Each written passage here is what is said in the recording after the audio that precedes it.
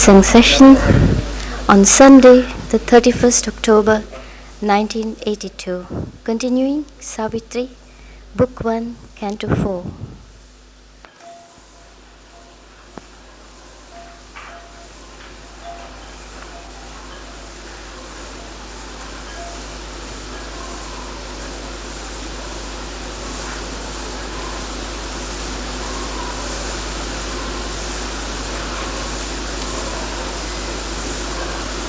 We are in the midst of the earth goddess, toiling across the sands of time. As she is journeying, alarmed by the sorrow dragging at her feet, and conscious of the high things not yet won, ever she nurses in her sleepless breast an inward urge that takes from her rest and peace. As she is advancing, she finds something dragging at her feet.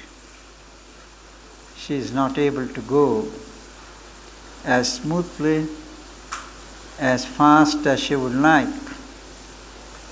There is sorrow, the sorrow of earth life, dragging her back, and she is also conscious, aware of the many high things that are yet to be won. They are still only ideals. They are not actuals. And that makes her conscious. In her sleepless breast, she has no sleep. She has no respite.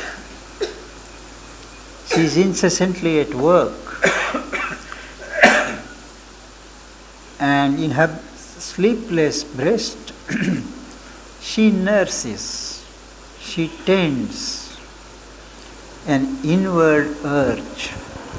All her attention is focused ahead,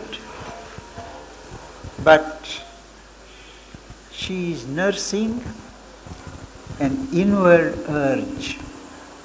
There is a pull, there is a push to go within, because it is only by becoming aware of the truth within, the reality within, that one can achieve, one can realize. So though she is advancing, though she is conscious of the many high things that she has yet to win, she is conscious of an inward urge. And that urge to go within, takes from her rest and peace. Now this rest and peace is not the spiritual rest, the beatific peace. It is an external material rest and material peace. Because of this constant inward urge, she is unable to relax. She is unable to be at peace. It is possible for us to be at rest and in peace without being spiritual. And how? Mother explains that some lucky people are so gifted that they are tuned to the rhythm of nature. It can be at the physical level, it can be at the vital level. And by the very fact that they are attuned to nature at that level, they have no disharmony. They are always cheerful, always happy. So this is harmony, peace and happiness at a lower level. Good as far as it goes. It can be a gilded cage, of course. But the rest and peace at a higher level requires an attunement to the soul, not just to nature. Ignorant and weary and invincible, she seeks through the soul's, is it war? War. She seeks through the soul's war and quivering pain the pure perfection her marred nature needs. Her marred nature, her pure nature has been scarred, has been mutilated in parts. It is not whole, it is not full, and this marred, imperfect nature needs a pure perfection to be whole and perfect. To be whole and not marred. And nature, the earth goddess, seeks to achieve this perfection through the soul's war, the battle that the soul has to wage against the hosts of the adversary, against the pulls of lower nature, a constant battle and war, and quivering pain. It is not a dull pain, but a throbbing, intense pain. They are her means of progress, of advancement. Though she may be ignorant, she may be tired, yet she is invincible. Her spirit is invincible. The spirit of the earth goddess cannot be defeated. And through this instrumentation of the soul, she seeks that perfection and a breath of Godhead on her stone and mire. Her stone and mire symbolizing the material creation, physical creation, clay. Even on that, she prays, she seeks for the breath of Godhead. Because only so, only by the breath of God can the imprisoned consciousness, that ray of consciousness that is imprisoned in a stone and in mire, can be released. A faith she craves that can survive defeat. Common faith is a fair weather faith. When everything goes well, when prayers are answered as one would have them, the faith is there and the faith grows. But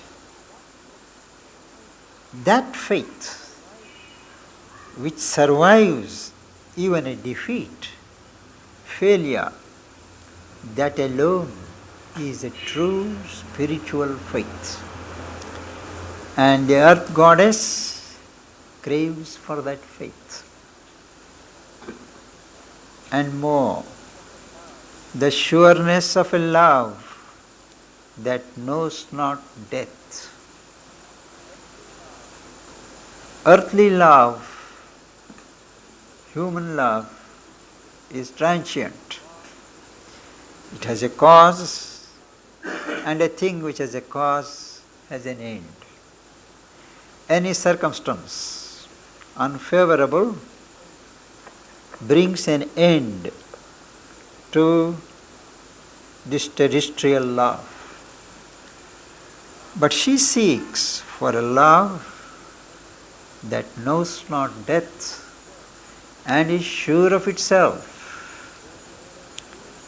The radiance of a truth forever sure. Not only a love that is sure of itself, but also the light of a truth forever sure. Truth, as we understand it, as we know it, is relative. A truth of today cannot be sure of continuing to be that truth tomorrow. It is a truth in the context of many circumstances. As the circumstances change, the truth also has to change its authenticity. But what she seeks is a truth forever sure, an absolute truth. A light grows in her. She assumes a voice. As she progresses, as she journeys, a light within grows. There is a growing light, not a stationary light. She assumes a voice. She articulates her feeling, her aspiration, her love. Her state she learns to read, and the act she has done. That is, the quantum of her consciousness grows. As this consciousness grows, she can read what she wants to know. She can interpret the actions that she has done. Otherwise, it is a mechanical act, the precise meaning of which she may not be aware of. With all these things, but the one needed truth eludes her grasp. In spite of all her industry, the one essential truth that would make everything worthwhile, successful, eludes her grasp. She cannot hold it. It always goes further. And what's that truth? Herself, and all of which she is the sign. The truth of herself and the truth of all. She herself is the sign. She is the symbol of the truth of all. That is, the earth is a concentration of all the planes of existence. She contains the Godhead, which is to emerge and give meaning to this whole project of evolution. So she carries the truth in herself. and by seeking it outside of her, she is not able to get it. An inarticulate whisper drives her steps. She is guided. She doesn't think. She doesn't mentally plan out and put her steps. There is a vague, inarticulate, partly expressed whisper drives her steps. That is, she is goaded, not so much guided, of which she feels the force but not the sense. That whisper driving her steps, of that drive, she feels the force. But what's the sense of that drive? She is unable to make out. Still, a few rare intimations come as guides. She does get certain intimations now and then, and they guide her. Immense, divining flashes cleave her brain of this earth being. Immense, huge, divining, prognosticating, presaging, rightly prophesying flashes cleave, cut into her brain like sharp knives. And sometimes in her hours of dream and muse, contemplation, self-introspection, dream, not sleep, but a period of subtle activity. In those periods, the truth she has missed looks out on her. The truth that she misses in life fronts her, looks out on her being, as if far off. At the first sight, that truth which she has missed looks far off, and yet within her soul. The reality cannot be grasped, we say. It always escapes. But all the while, it is within the soul, or it is within as the soul. So both an external dimension and an internal dimension are true of the reality.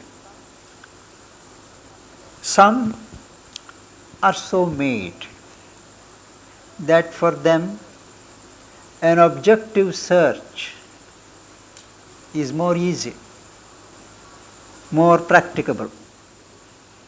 Some are so constituted that they are more easily conscious of things in themselves, their thoughts, their feelings, their drives, their inner intimations and so on.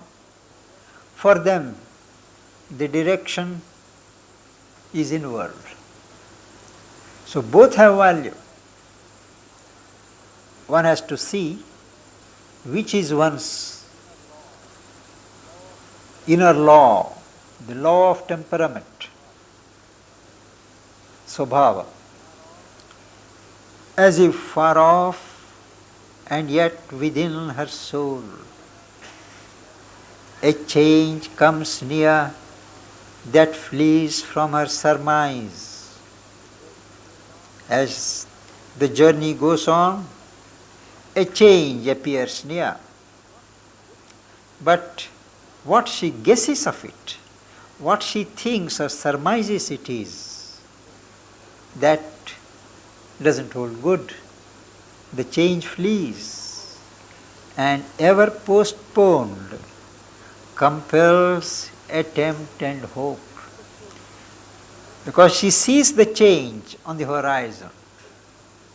And though it escapes, flees, she knows it is there.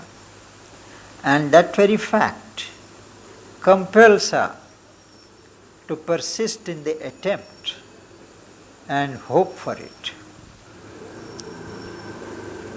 Yet seems too great for mortal hope to dare.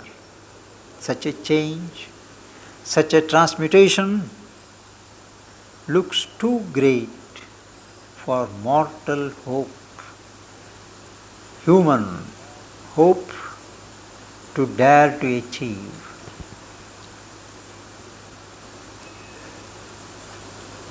But still, there is something more that adds a positive element to the situation.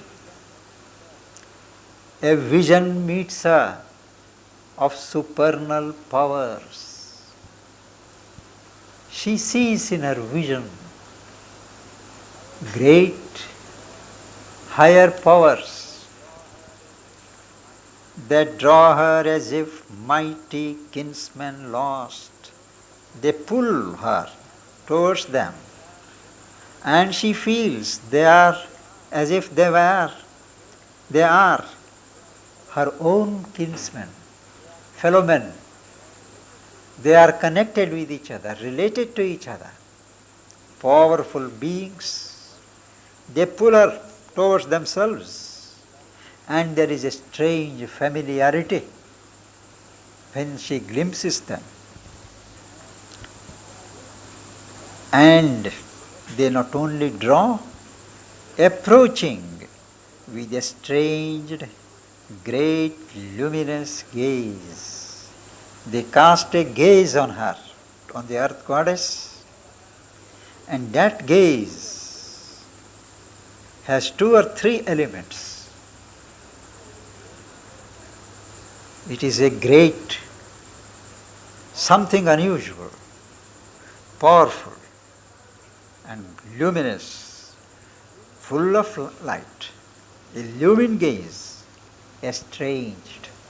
That means something has happened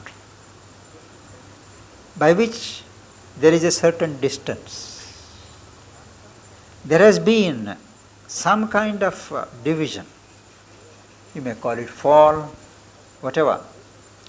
But that old relationship is not there. But still, that hesitant, tremulous, alien feeling is there in that gaze. And with that gaze, they approach her. And as a result of this, thus is she moved to all that she is not.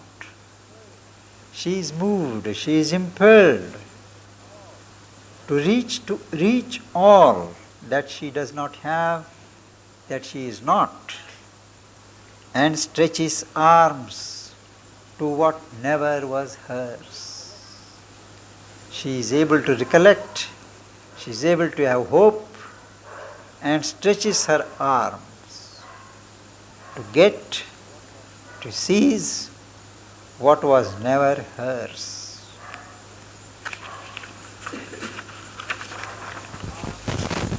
Outstretching arms to the unconscious void around her. There are vasts of unconsciousness, and she touches these vastnesses as she outstretches her arms. Passionate, she prays to invisible forms of gods. To the physical eye, these forms of gods are not visible. But she sees them, she feels them, she senses them, and she prays to them passionately, intensely, soliciting from dumb fate and toiling time. She is under the compulsions of time and fate. The gods are there, the mighty kinsmen are above, but here she has to ask for doles from dumb, unspeaking fate and toiling time, time that toils, that works. What does she ask for? What most she needs, what most exceeds her scope. She won't ask certainly what she can achieve by herself, but what is beyond her range and what she needs most, she solicits from fate, from time. And what are these things that she needs?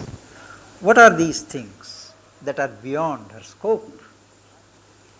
A mind unvisited by illusions gleams.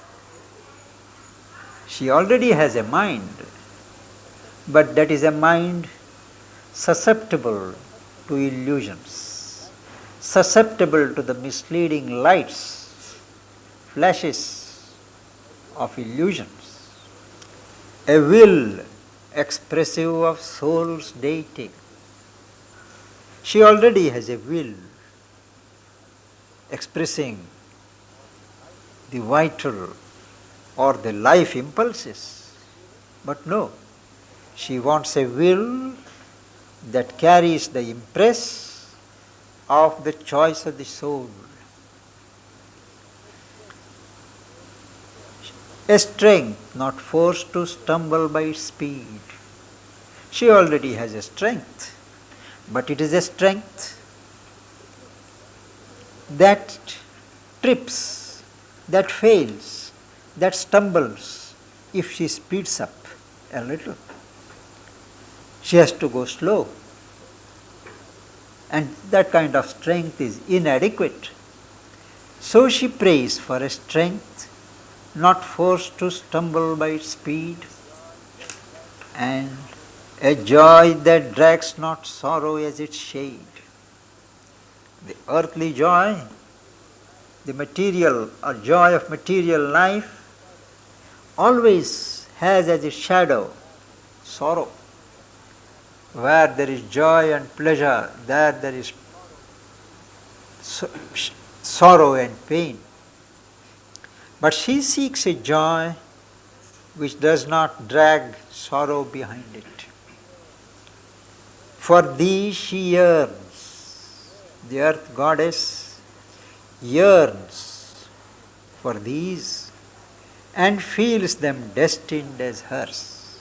She has an inner instinctive feeling that they are going to be hers. Heaven's privilege she claims as her own right. All along, so long, all these mind, will, strength, joy, and the like, they are the privilege of heaven, not of earth. But the earth goddess claims them as of right. And then the poet says, just is her claim.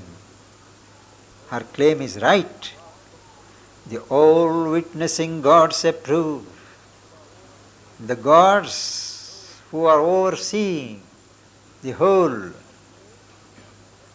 drama or play approve that yes, this is the right claim of the earth. It need not be confined to the heaven. Just is her claim, the all witnessing gods approve, clear in a greater light than reason owns. It may be confusing to our mind how those things can be practical here. But he says, in a greater light than the light of reason, these claims are just, are seen to be just. And then he says, our intuitions are its title deeds. The very fact that we get intuitions again and again, that these things are going to be realized, these things are ours, they actually form our title deeds. They give us a title to possess these faculties. And our intuitions are intimations of our rights. Our souls accept what our blind thoughts refuse. Our narrow, limited, blind thoughts refuse many things as not possible, impossible, they are impractical, and so on. And yet, our souls accept that. The souls have a different eye. They have a different knowledge. And though things may appear as impossible to our mind,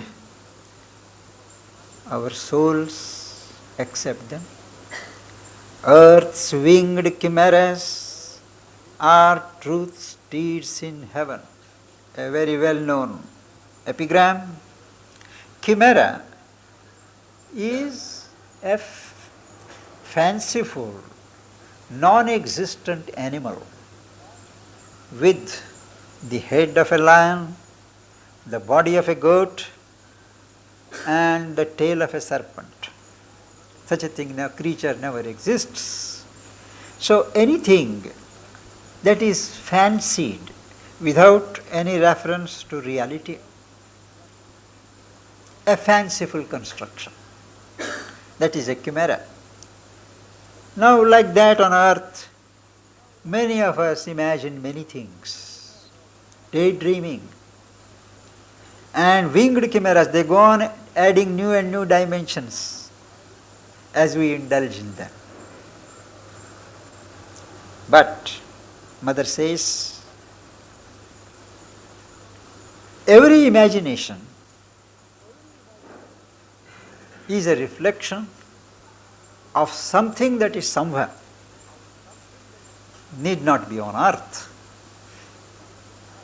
But because it is somewhere in the universe, your imaginative faculty conceives of those things. The same, he puts it differently. Are truth's steeds in heaven. They are the horses of truth in heaven. Because they already carry the truth on their backs.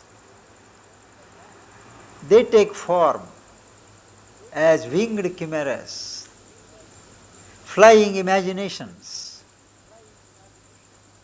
in the mind of the creatures of earth.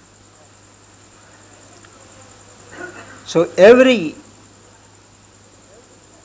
imagination, every fanciful construction which has a hold on the human mind is really a promise that something is being prepared in that mold on the creative plane.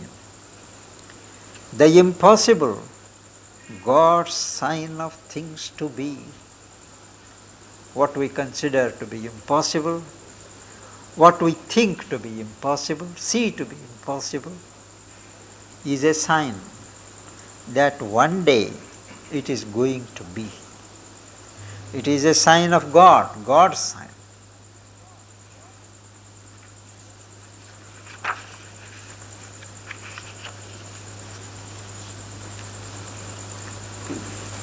Alarmed by the sorrow dragging at her feet, and conscious of the high things not yet won, ever she nurses in her sleepless breast an inward urge that takes from her rest and peace. Ignorant and weary and invincible, she seeks through the soul's war and quivering pain the pure perfection her marred nature needs, a breath of Godhead on her stone and mire, a faith she craves that can survive defeat, the sureness of a love that knows not death, the radiance of a truth forever sure. A light grows in her, she assumes a voice. Her state she learns to read, and the act she has done. But the one needed truth eludes her grasp, herself and all of which she is the sign. An inarticulate whisper drives her steps, of which she feels the force, but not the sense. A few rare intimations come as guides.